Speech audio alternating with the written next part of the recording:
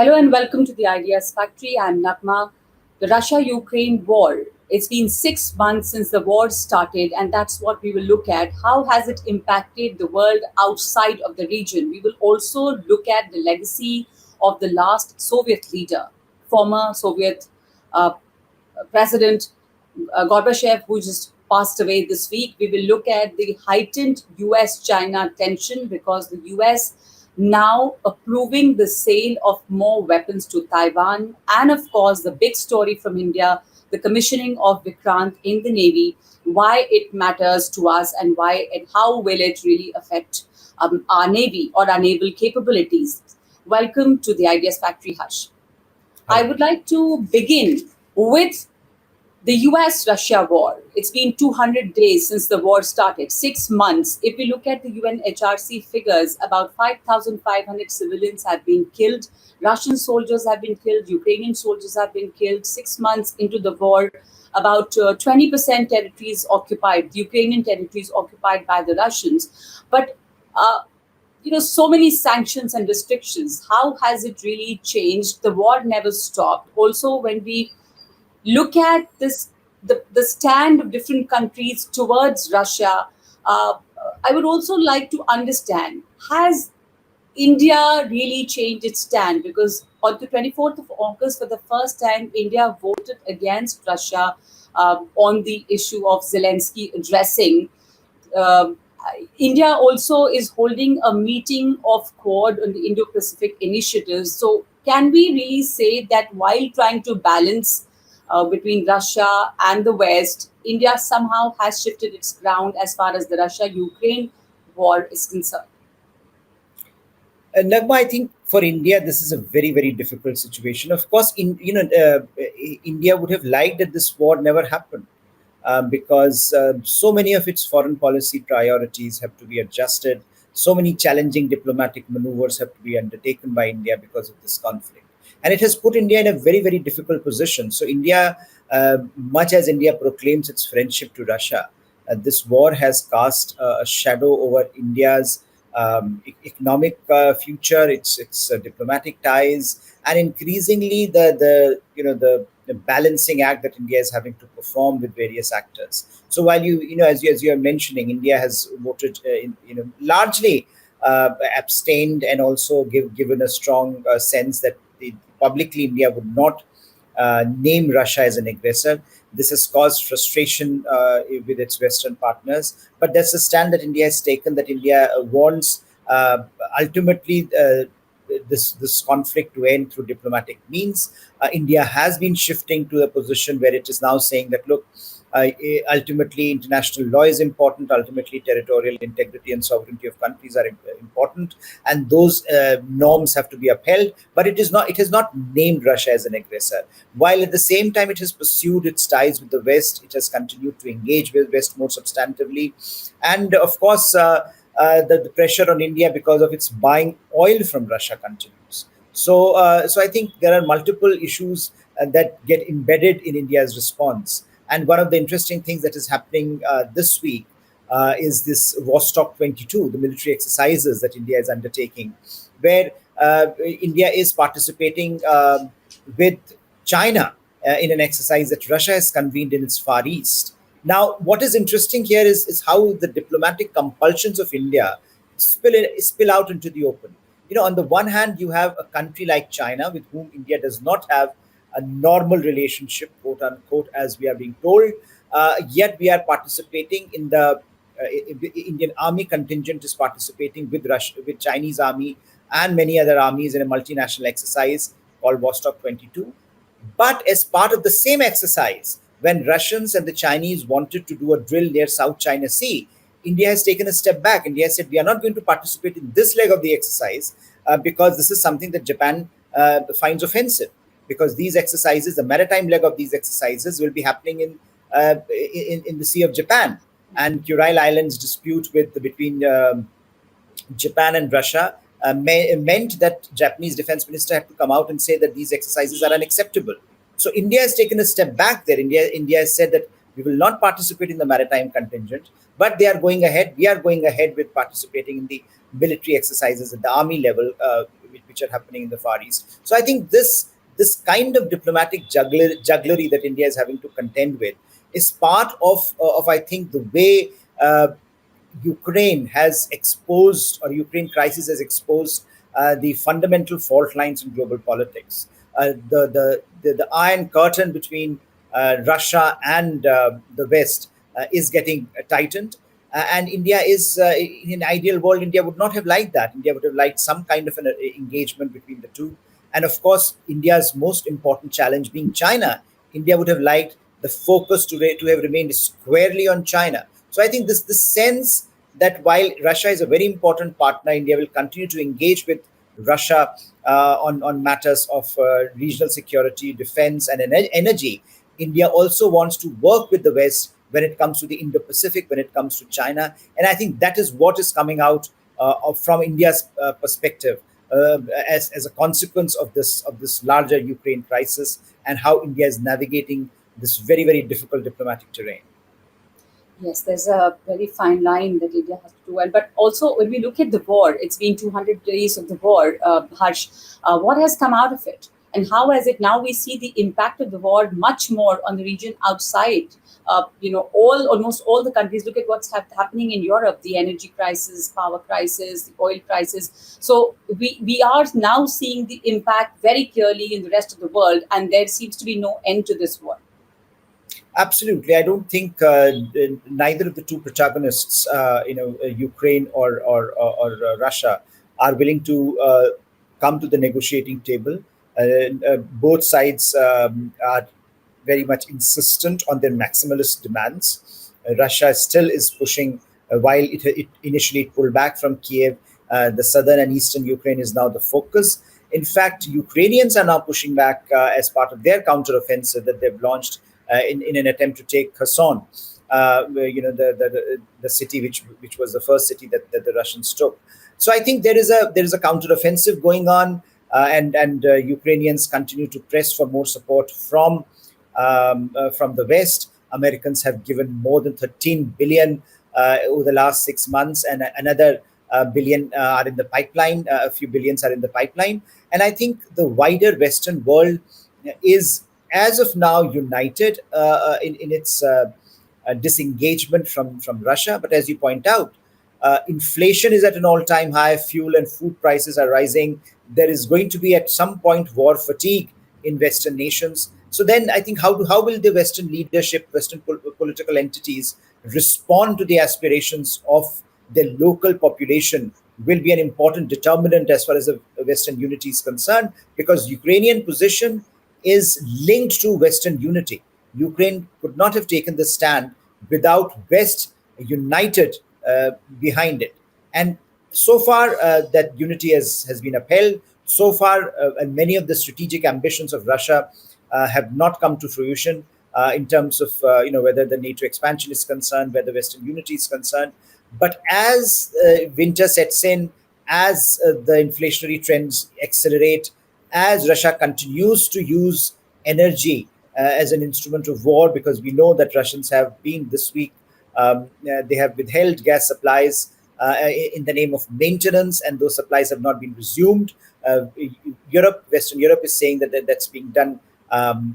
This is weaponization of energy, and of course they are trying to reduce their dependence, but it's not going to happen in a short term. So what we are looking at very very carefully at the moment is what is happening in the West, and how will this unity that the Western nations have, how this will be upheld in the coming days and months. But from Russia's perspective, once again, so far they have raked in a lot of money because of the high energy prices. They've been able to sustain their war effort. Their main problem is manpower. They don't have manpower. They're recruiting left, right, and center. From prison, from younger recruits. They've opened up. This has been their new recruitment policy. In fact, in some ways, is an acknowledgement that their war plans, have not gone as they had anticipated in the early months. So both from Russian side, from the Ukrainian side, from the European side, there are new pressures that are emerging. Perhaps that will lead to some kind of an accommodation in the medium to long term. But in the short term, I'm afraid the war will continue, and the toll that it is taking in Europe and the toll that it is taking across the world in terms of global economy that will also continue. The global divide is very is much more sharpened now when you look at it. Like America and the West, and on the other side, the other bloc, Russia, China, and the rest. But India trying to maintain a balance between the two. As you mentioned earlier, India also participating in Vostok-22 now. It hasn't gone down very well with the US too, Harsh, and India is trying to maintain that balance there. But India is also participating here. So, does that impact the India-American relationship? I don't think in the short term it will. I think certainly questions will arise, and if you read Western media, they have raised this issue in a big way in terms of India's participation. Now that some things need to be cleared because has participated in such exercises, in such multinational exercises for years now. It is nothing new that is happening. Of course, the global context is different, and therefore there'll be a lot of eyes. There are a lot of eyes on this on these exercises, because we are now witnessing a strengthening of Russia-China relationship. So when you have Russians and the Chinese together doing an exercise and India participating in it, it's very natural that questions will arise. But I think India has also, as I was mentioning earlier, decided to refrain from participating in certain sections of these exercises, certain parts of these exercises around the Sea of Japan. So that is one element Yes. that India is making it very clear that it is willing to go with Russia and China, but only so far. When it comes to certain aspects of their engagement, India is not a participant. But let's also underscore that India conducts the largest number of military exercises with the US. And the complexity of those exercises is also something which is very, very unique. And I think that alone explains, in some ways, the US India defense dynamic, where just last month, India and the US concluded their special forces exercises. In October, they are going to conduct a very interesting exercise.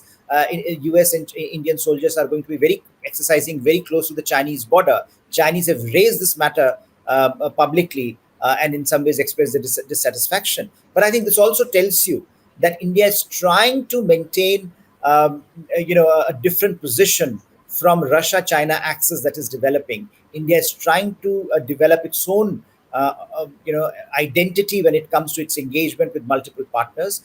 But ultimately, Naghma, these are the challenges of diplomatic promiscuity, and this is continued to happen for some time. India doesn't want to be, and rightly so, doesn't want to be identified with any of the groups. It's trying to maintain its distance from the Russia-China axis, but at the same time, not really totally being on the other side, the other camp. But as we're talking about this, we're also looking at the US-China relationship, and the US has just approved a further sale of about $1.1 billion of weapons to Taiwan amidst a heightened US China tension, and of course, the relationship or the tension there in that area between China and Taiwan, which continues in a very heightened manner ever since Nancy Pelosi visited. And amidst all this, now the approval of sale of the weapons that further will already, I mean, this area is already very tensed and militarized, but it will further increase the tension there and increase the chance of any kind of clash there. How do you see this approval? Of course, US says that it is trying to help Taiwan in its self-defense, and Taiwan needs to be armed more. But it creates another area where there is always a possibility of a clash. Indeed, and I think that's where we are. The relationship is going, and I think what Nancy Pelosi's visit to Taiwan has done, it has opened up new possibilities for Taiwan, and which Taiwan, rightfully so, is trying to take full advantage of. One of the aspects is that a number of other delegations have been visiting Taiwan after Pelosi's visit. So there have been lots of other American delegations have come. There have been delegations from some other countries as well that have visited Taiwan in the last few weeks post Pelosi. And this now, this $1.1 billion worth of high-end military component that is being delivered to Taiwan underscores that America is now willing to invest publicly in a relationship that it was investing much more, covertly in the past. U.S. Congress is taking positions on this issue. U.S. Congress is is very gung ho on Taiwan at the moment. Across the political divide, you see a consensus that Taiwan needs to be supported, and a lot of these platforms, a lot of these weapons, and a lot of these weapon flows actually were they were stuck in the U.S. Congress for a while. And I think what the U.S. Congress is now trying to do is accelerate the delivery of these, because there is also a sense that that the conflict in Taiwan may surprise us all, and therefore China may surprise us all. So I think we have heard very recently, I think just this week, a Taiwanese defense minister saying that look, Chinese are preparing for a war, and we have to be prepared as well. And we are prepared. Taiwan is making a case, and in that preparation, America is certainly going to play a very important role. So I think that flashpoint that Taiwan has become, that dynamic is certainly going to be very important. And in the Indo-Pacific at the moment, more than any other theater, it's the Taiwan Strait that is the most crucial element in whether Indo-Pacific will be able to maintain its security, stability, and prosperity in the coming decades. Absolutely. But at the same time, a very important development here in India, India's first indigenous aircraft carrier, Vikrant, has been commissioned into the service of the Navy. And that, of course, has elevated India's position as a maritime power and, as a blue water Navy. But how does it, and how does it really affect our naval capability? Why does it matter? How will it help us in our role, in India's role in the Indo-Pacific and in the in the Indian Ocean? Because we know that the ever-expanding People's Liberation Army Navy poses a challenge to India. So this first indigenously built aircraft carrier definitely elevates India's position as a naval power. But we also see that there's already talks about which aircraft carrier will be actually bought for this, and there is a competition between the American Hornet and the French Rafale. So, how does it matter, and why does it matter to India? I think it's a great feat in some ways to be able to design and operationalize your own um, uh, uh, you know, um, aircraft carrier, and it's a highly complex endeavor. And Indian Navy has been able to significantly make a case that it is able to produce this indigenously, and that makes India, as you were mentioning, among a handful of nations that are able to do this. So it's a great feat in terms of our indigenous capabilities. It's a great feat in terms of our ability to be self-reliant in critical defense technology. And this showcases a great desire on the part of India to make the indigenization process of India's defense products more mainstream. If you can do it with aircraft carriers, you can do it with other technologies as well. That's a message that has gone out, that India is serious about self-reliance. India is serious about make in India. India is serious about its defense manufacturing base, and this technological feat certainly gives greater confidence, will give greater confidence to Indian defense planners as they move forward, along that route. In more ways than one, nothing speaks of power projection more expansively than an aircraft carrier. So having this aircraft carrier now, it's this second aircraft carrier, will give India greater space to maneuver in the larger and the wider expanse of the Indo-Pacific, and in some ways, uh, give greater credibility to India's claims of being an Indo-Pacific player, of a larger maritime player in the region. And with an aircraft carrier, you can send multiple signals. It's of course a demonstration of force, but it gives you also an ability to project power in a softer sense. So the soft power ability of India, that you can help other nations at a time of critical problems. You can sail through sea lanes of communication and demonstrate your ability to be a benign player. All those things matter when it comes to naval power, and I think that's what this capability will do for India's naval power projection in the neighborhood. But again, this is just the beginning. The maritime contest in the Indo-Pacific has just begun. Chinese are much more active. We took so many years, I think more than 2 decades, to come to this place where we now have this our indigenously developed aircraft carrier capability. but Chinese are doing it at a much faster rate, and their plan, they have a plan to have six aircraft carriers. I think in a matter of decade, that will put pressure on India as it will put pressure on other actors. The question for Indian Navy will be what how do you reconceptualize your maritime doctrine in light of the changes in the technological space that are happening. There is a debate in India, there is a debate across the world on the role that aircraft carriers play, and whether if for a navy that has limited resources, where do you spend those resources? The old debate of submarines versus aircraft carriers will continue. The kind of technologies, the disruptive technologies that we are witnessing, hypersonic technologies that are now in the play. What role do they play in ensuring the legacy of aircraft carriers is going to be an important variable. So I think what this aircraft carrier will also do, and Indian Navy has already made a demand for another aircraft carrier, which is under works now. That with limited resources, you'll have to find the best possible ways of leveraging your naval power. So I think it also puts pressure on India's naval experts, on Indian Navy, to think more creatively about its doctrine and about its operational capabilities. So I think while it is a great time for Indian Navy, it's a it's time to celebrate the achievements. It is also a time to think about the long-term implications of what is happening in the Indo-Pacific. How do we think more creatively about using available resources, and how do we bring to bear the greatest amount of naval power on the challenges that we face in and around India's periphery?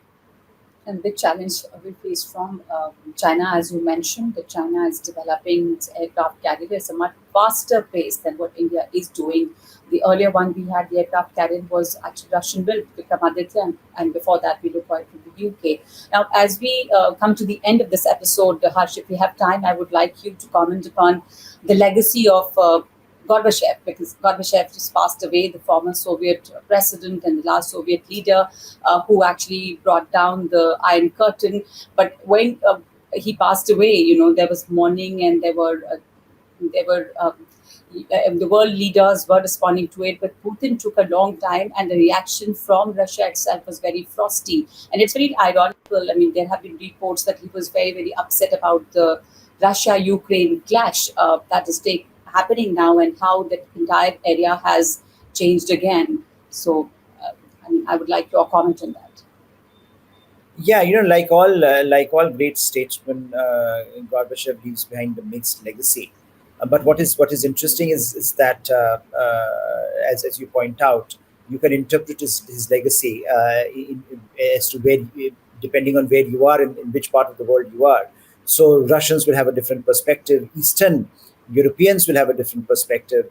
Western Europe will have a different perspective, and in countries which were not part of that engagement will have a different perspective. But there is no doubt that as a student of international politics, if you are a student, if you are an observer, then he transformed the world, right? You overnight from a bipolar to a unipolar world. That's a transformation that few individuals are capable of. He revolutionized the way he two words, perestroika and glasnost, that we associate with him, ushered in a fundamental change in the way we thought about Russia, in the way Russians Soviet thought about their own nation, and of course the world looked at Russia. Then the liberalization process that he started led to a political dissolution of the Soviet Empire, and that in some ways remains a legacy which many Russians will find very very hard to stomach, because while he gave Russians freedom, economic freedoms,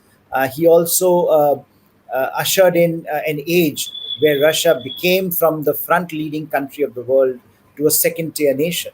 Now, therefore, you see Mr. Putin, who thinks of the disintegration of Soviet Empire as the greatest geopolitical catastrophe of 20th century, would have a different view on what Gorbachev represented. But certainly, as a, his role in redefining the global order has been very significant. His role in redefining what Russia meant to the world, what Soviet Union, the transition from Soviet Union to Russia, he was the key player. He took decisions.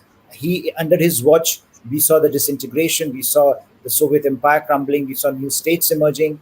But it's you mentioned Ukraine war. While he was critical of the Ukraine war, let's also remember that in 2014 he supported the annexation of Crimea. There are these mixed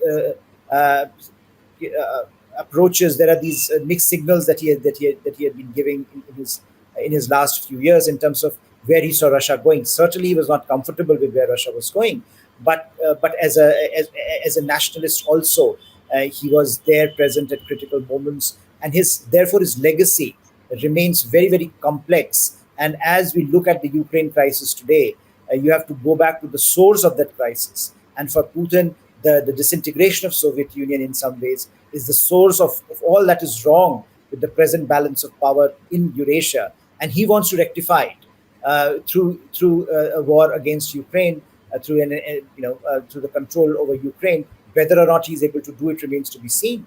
But I think as we talk of Gorbachev, and as we end this discussion, you can put him in any category of in Russia. Yes, there has been a frosty reception in Western Europe, a very warm goodbye to him. But in other parts of the countries, as we look at him, we also take lessons. And I think from what he tried to achieve, he wanted to achieve a dramatic transformation. But that dramatic transformation in Soviet Union led to a dramatic change, which many in Russia would not have liked now, and don't like, would not have liked then, Yes. and don't like now. So I think those complexities make him a very challenging person to analyze. But I think for that reason alone, he's also a very fascinating personality of the 20th century as well. Absolutely, very important leader, and like you rightly pointed out, it depends on where you are, which part of the world this, and what would be your reaction to his legacy, and how would you analyze that. So, thank you so much for that analysis, Harsh. That's all that we have time for on this episode of the Ideas Factory. Thank you for watching.